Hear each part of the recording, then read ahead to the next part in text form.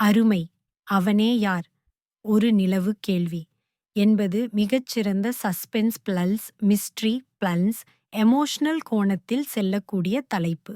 இப்போது நாம் பாகம் 1 எழுதப் போகிறோம். கதை சாமானிய கிராமத்தை மையமாகக் கொண்டு நம்மில் ஒவ்வொருவருக்கும் ஒரு வழியாக நடந்திருக்கக்கூடிய, ஆனால் முடிவில் அதிர்ச்சியூட்டும் திருப்பத்துடன் தொடங்கும். அவனே யார்? ஒரு நிலவு கேள்வி 1 பாகம் 1. நிலவில் தெரியும் நிழல் தெற்கு பகுதியிலுள்ள சிறிய கிராமமான மழைத்தீவு.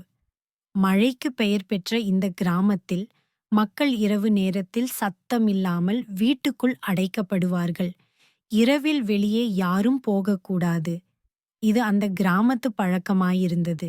ஆனால் ஏன்? இதற்கு பின்னால் பல உண்மைகள், பல புனைவுகள், பல பயங்கள். அந்த கிராமத்தில் வசித்து வந்தாள் வெண்ணித்யா.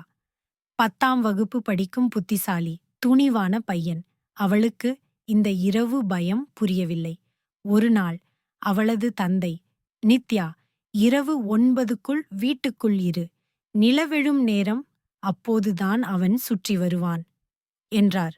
அவனே யார்? நித்யா கேட்டாள். அவளது அம்மா கண்கள் கலங்க அமைதியாக இருக்கும்படி உடனே சைகை செய்தாள். அந்த இரவு நித்யா தூங்காமல் இருப்பதாக முடிவு செய்தாள். காலம் இரவு 11:45. நிலா முழு ஒளியுடன் வானத்தில் பறந்திருந்தது. வீட்டின் பின்புறத்தில் இருந்த பழைய வழித்தடத்தில் யாரோ நடந்து செல்லும் சத்தம். தட தட. கதவை ஜன்னலிலிருந்து பார்த்தாள். நிழல் மட்டும் தெரிந்தது. நிழலில் ஒரு பையில் ஏதோ தூக்கிக் கொண்டு செல்லும் போலிருந்தது.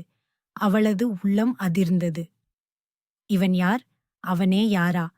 அடுத்த நாளிலிருந்து கிராமத்தில் ஒரு மாறுதல் ஏற்பட்டது. வாழைத் தோட்டத்தில் வேலை செய்பவர்களில் ஒருவர் காணவில்லை என்று அறிவிப்பு. நித்யாவின் கண்களில் அந்த நிழல் மட்டும் மின்னியது. தொடரும். பாகம் 2. நிழல் பேசும் நேரம். அந்த நிழல் யாரது? பையில் என்ன இருக்கிறது? மற்றும் நித்யாவின் உண்மையான முடிவு என்ன என்பதெல்லாம் அடுத்த பகுதியில். இதுபோல மிஸ்டீரியஸ் அண்ட் எமோஷனல் ஃபீல் கொண்ட தொடராக எழுதலாமா? நீங்கள் விரும்பினால் ஒவ்வொரு பாகத்தையும் ஒரு யூடியூப் வாய்ஸ் ஷேர் டான்க்கு ஏற்றவாறு எழுதி கொடுக்கலாம்.